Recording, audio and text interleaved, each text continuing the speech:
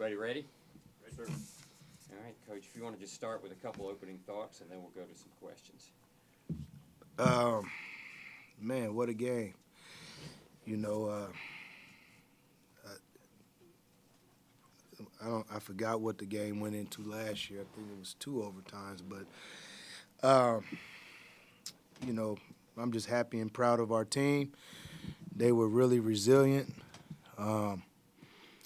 Did everything that we needed to do. It's not easy. You got 3 guys played over 50 plus. We lost one of our ball handlers early, so that was also tough on us. But guys did a good job. Each guy that played contributed. In their own way. Soiree 12 rebounds. Lance hit a big 3. I think in the second overtime, Nate was big for us. He was huge. I thought it was, honestly, I thought, and I challenged him. I really challenged him because, quite frankly, I thought Zachary wore him out the first game, and I thought that was the key. And I think he took that personal, but he really played well. He scored the ball well. He had 8 turnovers, but, it's going to happen in a game like this. Duncan Powell, he's a guy that's getting better each and every game. As the game wore on, he was able to, score on the mismatches and do the things he needed to do. But, I'm just proud. It's not an easy place to win. It's Clemson is a really good team. They do a lot of good things.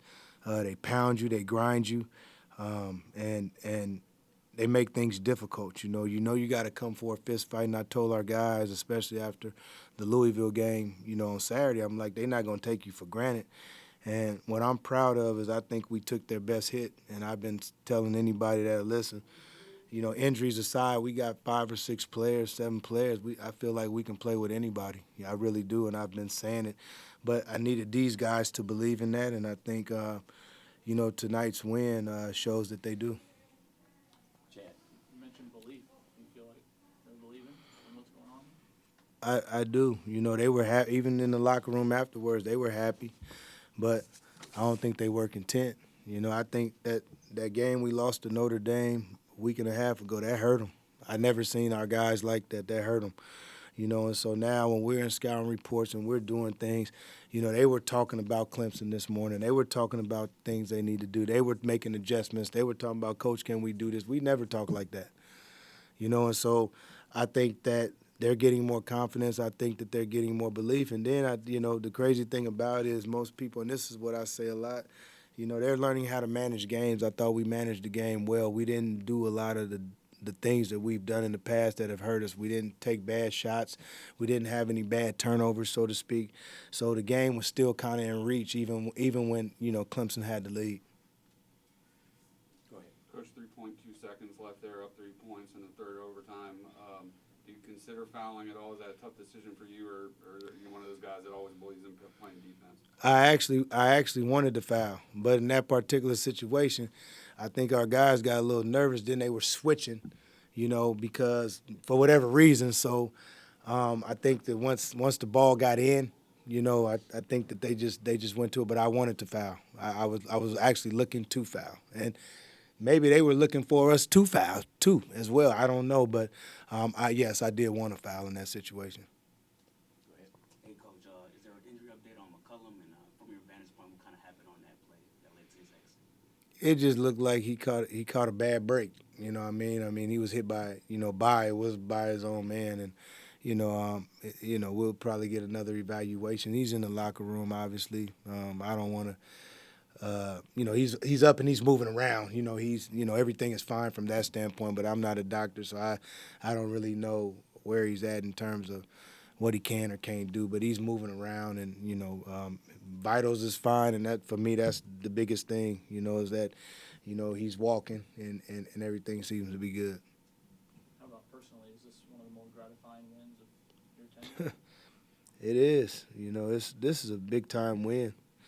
It's not an easy environment to play in. I've been saying that. And it's crazy because every time I walk in here, I always look up in their rafters, and I play with Sharon Wright. I play with Dale Davis, And I know dang near everybody up there that has their jersey retired, and know a bunch of former football players that went here, and this is just not an easy place to play. And to come in here and to get a win against a team like this is a tournament team, and it just, is gratifying from the standpoint of that these kids, can see that if they got belief and they play hard each and every time, they can beat anyone. And that's what makes me so proud. It's more gratifying that they're getting the fruits of their labor, because as a basketball player, that's the reason as a former basketball player, that's the reason I coach, because I've been all of these kids on this stat sheet before, and I know what it feels like when you have success. And so that's the thing, to see those guys happy and cheering for each other and jumping up and down in the locker room, but yet not satisfied, that makes me happy. Coach, Nathan had a big game here as a freshman last year in that double overtime win. I think he might have hit a three to send it to overtime. But obviously not a freshman anymore. But how about the game he had? 28 points, 55 minutes. Big time. He played a big time game. He made a lot of shots early to keep us in the game. And then I thought in the second half he made shots, he facilitated, he did a good job. Again, I think the 8 turnovers aren't indicative of how he played. He was really good tonight. He really played inspiring basketball from the tip. He helped keep us organized the whole time.